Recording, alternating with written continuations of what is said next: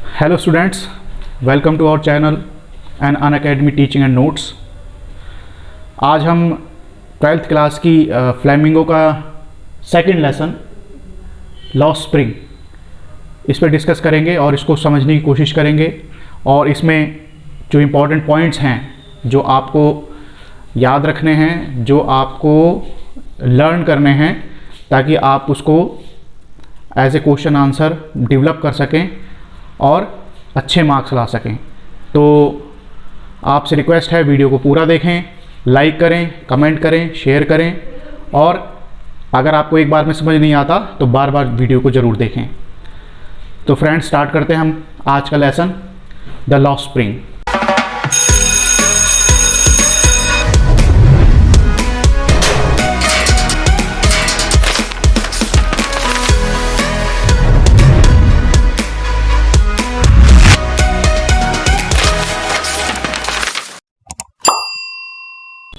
तो स्टूडेंट्स, जैसा कि आप देख रहे हैं यहाँ पर मैंने दो बच्चों के नाम लिखे हैं, साहिब और मुकेश। ये जो लेसन है ये बेसिकली इन दो बच्चों की स्टोरी है और क्या है इस स्टोरी में ये हम डिस्कस करते हैं। इससे पहले हम इनके जो राइटर हैं अनीस जंग, उनके बारे में बता दूं आपको थोड़ा सा। अनीस जंग जो है एक प्रोग्रेसिव राइटर हैं और उन्होंने जो स्टोरी लिखी है उस स्टोरी में उन्होंने बताने की कोशिश की है कि किस तरह से हमारी जो कंट्री है उसमें जो पुअर फैमिलीज़ हैं उनके जो बच्चे होते हैं वो कैसे अपना जीवन जीते हैं, कैसी कैसी परेशानियों से उन्हें गुजरना पड़ता है, कैसे कैसे वो रेस्पॉन्सिबिलिटीज़ को बियर करते हैं और अपनी फैमिली के लिए अर्निंग हैंड बनते हैं उस अपनी लाइफ के उस पार्ट में जबकि उन्हें खेलना कूदना चाहिए, पढ़ना चाहिए और अपना डेवलपमेंट करना चाहिए। तो बेसिकली जो पुअर चिल्ड्रन हैं उनकी जो प्लाइट है उसको ये स्टोरी के थ्रू जो है डिपिक्ट करने की कोशिश करती हैं अनीस जंग। एक प्रोग्रेसिव राइटर हैं और हैदराबाद में इनका जन्म हुआ, हैदराबाद में इनकी स्टडी हुई और यूएसए में भी इन्होंने स्टडी की और उसके बाद जो है ये इंडिया में आकर इन्होंने इस तरह से जो लेसन है लॉस्ट स्प्रिंग उस एक पार्ट है वो एक उनकी नॉवल का, उसको उन्होंने बताने की कोशिश की कि किस तरह से भारत में, इंडिया में पुअर चिल्ड्रन जो हैं, जो पुअर फैमिली से बिलोंग करते हैं, वो किस तरह से अपना जीवन गुजारते हैं। तो कुछ भी ऐसा नहीं है जो हम याद ना रख सकें या बहुत मुश्किल है। हम अपनी डे टू डे लाइफ में देखें तो हम बहुत सारे बच्चे देखते हैं सड़क किनारे पर कंधे पर अपना बोरा टांगे हुए और कूड़ा बीनते हुए और बहुत मैली कुचैली सी हालत में, बदन पर जो है प्रॉपर कपड़े भी नहीं है, चीथड़े लपेटे हुए हैं और चले जा रहे हैं।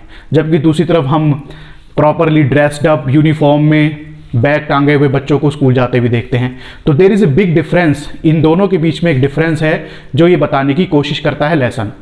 इसमें जो दो बच्चे हैं साहिब और मुकेश, ये दोनों अलग अलग कम्युनिटी से बिलोंग करते हैं, अलग अलग इनका प्रोफेशन है, अलग अलग इनकी फैमिली हैं और अलग अलग रीजन में रहते हैं। ये जैसे कि मैंने लिखा है, साहिब जो है वो सीमापुरी का है और मुकेश जो है वो फिरोज़ाबाद का है, फिरोज़ाबाद यूपी में, सीमापुरी दिल्ली के बॉर्डर पे लगता है। तो इसमें इन्होंने सिर्फ ये बताने की कोशिश की है कि किस तरह से ये एक लॉस्ट स्प्रिंग है।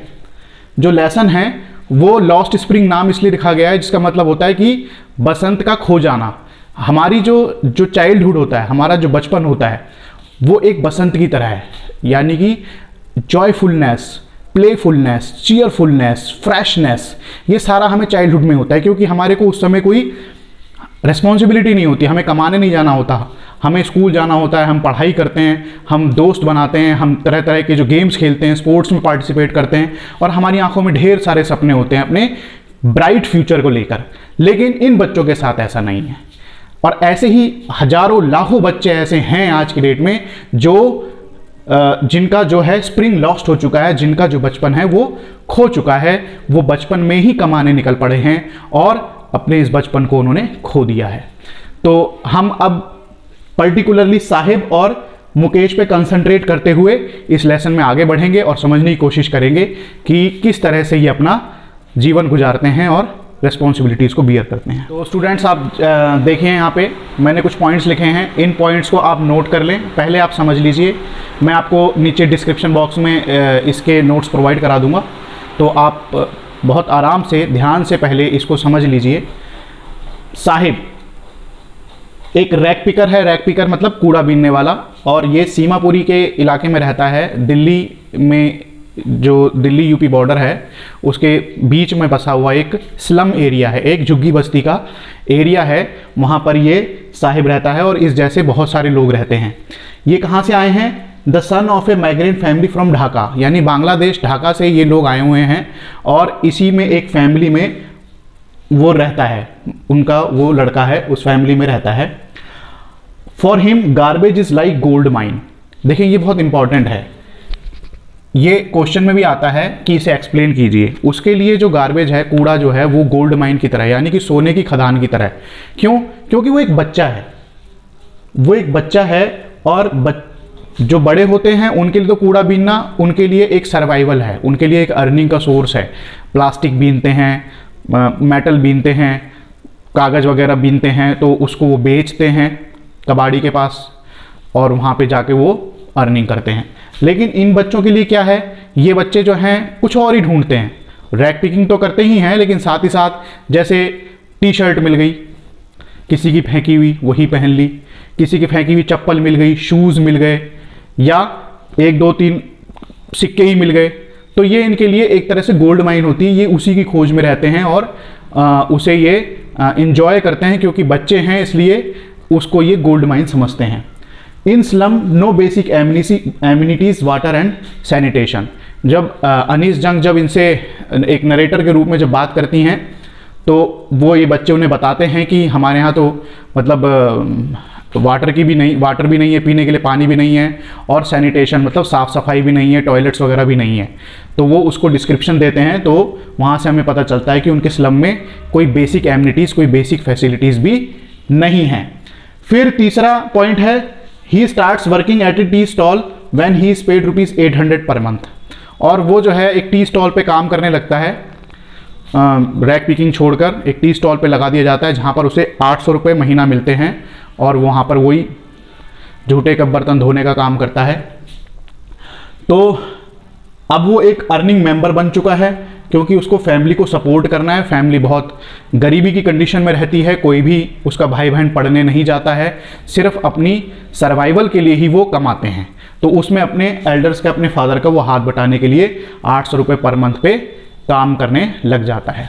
हम जब लेसन पढ़ते हैं तो लेसन में जब नरेटर से उसकी बात होती है, तो जब नरेटर कहता है कि उसे अगर वो स्कूल बनाएगा तो क्या वो उसमें पढ़ने आएगा, तो वो बहुत ज़्यादा ऑप्टिमिस्टिक हो जाता है, उसकी आंखों में चमक आ जाती है, एक्साइटेड हो जाता है, और वो कहता है आप अपना स्कूल कब शुरू कर रहे हो, मैं ज़रूर पढ़ने आऊँगा। अर्थात मतलब ये कहने का मतलब ये है कि साहिब और उस जैसे बहुत सारे बच्चे पढ़ना चाहते हैं, वो अपने एन्जॉयमेंट करना चाहते हैं, अपने बचपन को जॉयफुल बनाना चाहते हैं, लेकिन उनके पास ना तो साधन हैं, ना तो मीन्स हैं, और ना ही वो इस लायक हैं कि वो इन तरह की एमिनिटीज़ को, फैसिलिटीज़ को वो बियर कर सकें। फिर आगे है, lost his carefreeness of childhood due to responsibility.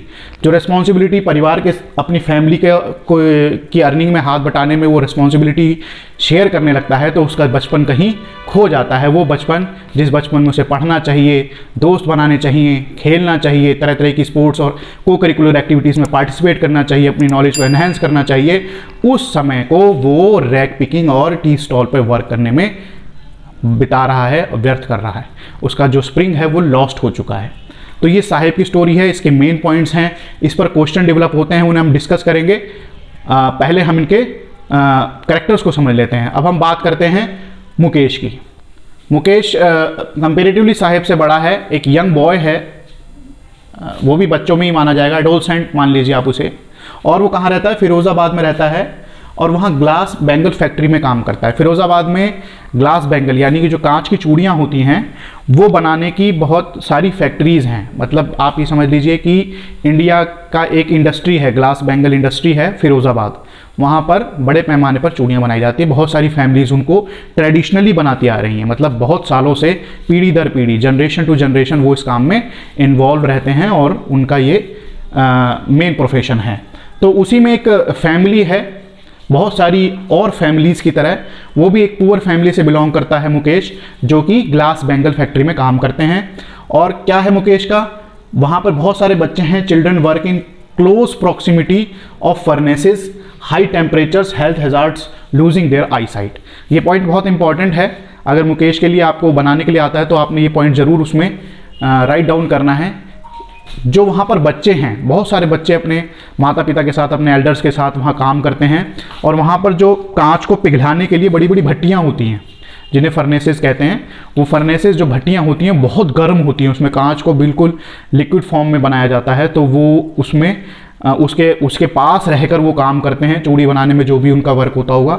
और उसमें क्या होता है, बहुत हाई टेम्परेचर्स होते हैं। आप अगर गूगल करेंगे और या यूट्यूब पे जाके आप फर्नेसेस को देखिए तो आपको पता लगेगा कि वो कितनी गर्म होती है और कितनी डरावनी होती है देखने में, लेकिन वो वहाँ उन्हीं भट्टियों के पास वो काम करते हैं।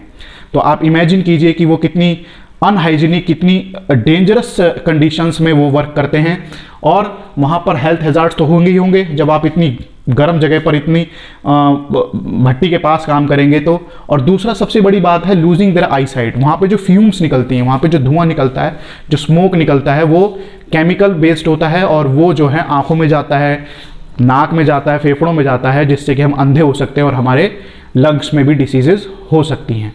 तो ज़्यादातर बच्चे वहाँ पर जब वो 20s में आते हैं, 30s में आते हैं तो ब्लाइंड हो जाते हैं। ये एक बिटर ट्रुथ है। ये एक सर्वे कराया गया तो वहाँ पर देखा गया कि बहुत सारे बच्चे जो हैं उनकी आई साइट या तो वीक हो गई या पूरे ब्लाइंड हो गए। तो आप इमेजिन करिए कि कितनी डेंजरस सिचुएशन कंडीशंस में वो काम करते हैं। सेकंड पॉइंट कहते हैं हिज फादर इज ब्लाइंड। अब देखिए सेकंड पॉइंट ये आ गया, हिज फादर इज ब्लाइंड, उसके पिता अंधे हैं। तो रीज़न आप जानते ही हैं कि किस तरह से वो अंधे हैं, क्योंकि वो भी जब मुकेश की उम्र के रहे होंगे तो इसमें अपनी फैमिली ट्रेडिशन में जुट गए होंगे काम करने में, और इसका उनको खामियाजा भुगतना पड़ा। अगला पॉइंट है lives in half constructed house. एक कच्चे से मकान में, पूरा बना हुआ नहीं है, उस मकान में वो रहते हैं। फिर अगला पॉइंट है exploited by the sahukars, the middle man, the politician, the bureaucrats. जो रिच पीपल हैं, जो पावरफुल पीपल हैं, वो इनकी अनदेखी करते हैं। क्यों? क्योंकि इस इंडस्ट्री से बहुत सारा रेवेन्यू जनरेट होता है, इस इंडस्ट्री से उन्हें अर्निंग होती है। तो वो इन बच्चों की प्लाइट के, इन फैमिलीज़ की जो अनहाइजीनिक और डेंजरस वर्किंग कंडीशंस हैं, उससे वो आंखें मूंद लेते हैं। साहूकार्स क्या करते हैं? साहूकार आपने सुना होगा शब्द, जो प्राइवेट लेंडर्स होते हैं, जो प्राइवेटली उधार देते हैं, बहुत हाई इंटरेस्ट रेट पर जो उधार देते हैं, उन्हें साहूकार कहते हैं। तो ये डेट ट्रैप में फंस जाते हैं। डेट ट्रैप मीन्स जो कर्ज का जाल होता है, मकड़ जाल, इंटरेस्ट पे इंटरेस्ट लगता जा रहा है, बेचारे प्रिंसिपल चुका ही नहीं पाते, इंटरेस्ट चुकाने में ही उनका जीवन बीत जाता है। तो उनकी जो सारी अर्निंग है ये साहूकार लूट लेते हैं। मिडल मैन, वो डायरेक्ट मार्केट में जाकर अपने प्रोडक्ट को बेच ही नहीं सकते, उन्हें दलालों को, मिडल मैन को जाकर अपना सामान बेचना पड़ता है, जो कि उनसे बहुत सस्ते दामों पर माल खरीद लेते हैं, चूड़ियाँ खरीद लेते हैं, और उन्हें बहुत ऊंचे दामों पर मनमाने कीमत पर ले जाकर बेचते हैं मार्केट में। द पॉलिटिशियंस जो हैं उन्होंने उनकी तरफ से आंखें मूंदी हुई है, क्योंकि उनको आप जानते हैं करप्शन से उनके पास पैसा पहुंच जाता है, तो वो उस तरफ ध्यान ही नहीं देते और इंडस्ट्रियलिस्ट के ही फेवर में सारी पॉलिसीज़ बनाते हैं, ना कि वर्कर्स के। फिर ब्यूरोक्रेट्स तो एक तरह से आप ये समझ लीजिए कि पॉलिटिक्स के हैंड्स होते हैं, हाथ होते हैं। जो पॉलिटिशियंस होते हैं वो ब्यूरोक्रेट्स के ही माध्यम से रूल करते हैं, उन्हीं के माध्यम से काम करते हैं। तो जैसे हमारी पॉलिटिक्स होगी वैसे हमारे ब्यूरोक्रेट्स होंगे। Wants to become a motor mechanic. अब जो मुकेश है वो साहिब से थोड़ा बड़ा है, तो थोड़ा सा रिबेलियस नेचर का है, थोड़ा कॉन्फिडेंट है अपने फ्यूचर को लेकर, वो थोड़ा सा डिटरमाइंड है, और वो अपने इस बेंगल वाले वर्क को नहीं करना चाहता। वो उसके हैजार्ड्स को जानता है, तो वो नहीं चाहता कि वो यहाँ पर ज़िंदगी भर काम करे, वो एक मोटर मैकेनिक बनना चाहता है। लेकिन अगेन यहाँ पर दिक्कत यही है कि उसके पास, उसको बनने के लिए उसके पास उसके मीन्स नहीं है, उसके पास इतना फंड्स नहीं है, वो इसकी एजुकेशन को नहीं बियर कर सकता, एजुकेट नहीं हो सकता, और ना ही उसको किसी पॉलिटिशियन ब्यूरोक्रेट की तरफ से मदद मिलने की उम्मीद है। तो उसका भी जो लॉस्ट स्प्रिंग ही है, मतलब उसका भी जो बचपन है, वो कॉन्फिडेंट तो है, लेकिन वो भी, उसका बचपन एक तरह से गुम होता जा रहा है। फ्रेंड्स, जैसा कि आपने देखा कि ये दो कैरेक्टर्स जो हैं, इनके थ्रू जो है, जो ऑथर है अनीस जंग, वो क्या प्रिडिक्ट करने की कोशिश कर रही हैं, क्या डिपिक्ट करने की कोशिश कर रही हैं कि जो हमारा जो पुअर फैमिलीज़ हैं उनमें बच्चे कैसे जीते हैं। आप और हम तो एक बहुत ब्लेस्ड लाइफ जी रहे हैं उनके सामने, क्योंकि हमें पढ़ने का मौका मिल रहा है, हमें आगे बढ़ने का मौका मिल रहा है, हमारे पास फ्यूचर को लेके कुछ प्लान्स हैं, और हम उनको इम्प्लीमेंट कर सकते हैं और उन पे काम कर सकते हैं। लेकिन ऐसे हजारों लाखों बच्चे, साहिब और मुकेश जैसे लाखों बच्चे इंडिया में ऐसे हैं जो कि अपने उस ड्रीम्स को फुलफिल नहीं कर सकते, फॉलो नहीं कर सकते। उनके पास वो मीन्स नहीं है, उनके पास वो अपॉर्चुनिटीज़ नहीं हैं कि वो उसे फॉलो कर सकें। तो हालांकि जो ऑथर है वो इसको सॉल्यूशन को नहीं देता है, वो आप पर ये छोड़ देती हैं कि आप क्या इसका सॉल्यूशन निकालते हैं। एज ए सोसाइटी आप लोग इस पर क्या एक्शन लेना चाहेंगे, आप इस पर क्या, आपके पास इसका आंसर है। लेकिन अगर हम देखें तो अब हमारा जो सिस्टम है और हमारी जो गवर्नमेंट है, अब तक हमने देखा कि वो जो है इनको जो है नज़रअंदाज करती है, वो इनको एक्सप्लॉइट करने के ही टेंडेंसी से काम करते हैं। लेकिन अब हम कुछ बदलाव तो देख ही रहे हैं अपने सिस्टम में, जैसे कि जो चाइल्ड लेबर है उसके अगेंस्ट जो है लॉ बन चुका है। बच्चों से जो है काम कराना जो है अब एक क्राइम माना जाता है, एक ऑफेंस माना जाता है और उसमें पनिशमेंट का भी प्रोविज़न होता है। लेकिन फिर भी आप देखते हैं कि आंध्र प्रदेश में जो वो जो क्रैकर्स की फैक्ट्रियाँ होती हैं, जो पटाखा बनाने वाली, दिवाली के लिए जो पटाखे बनाते हैं शादियों के लिए, वो बनाने वाली जो फैक्ट्रीज़ होती हैं उसमें कई बार एक्सीडेंट हो जाते हैं तो मरने वालों में बच्चों की संख्या ज़्यादा होती है। मतलब वहाँ भी बच्चे ही काम पर लगे रहते हैं और बहुत मिनिमल वेजेस में उनसे काम कराया जाता है और वो भी बहुत ज़्यादा डेंजरस और अनहाइजीनिक कंडीशंस में काम करते हैं। तो ये एक बिटर फैक्ट है हमारी सोसाइटी में कि इस तरह की घटनाएं होती हैं, इस तरह के हज़ारों लाखों बच्चे जो हैं वो डिप्राइव्ड ऑफ हैं अपने चाइल्डहुड से। उनका स्प्रिंग, उनका चाइल्डहुड, उनका बचपन कहीं खो गया है। तो यही इसकी जस्टिफिकेशन है। अब हम इसका एक बहुत इंपॉर्टेंट क्वेश्चन है उसे डिस्कस कर लेते हैं। उस क्वेश्चन को आप भी नोट कर लीजिए, उसके पॉइंट्स को मैं यहाँ पे आपके लिए डाल देता हूँ।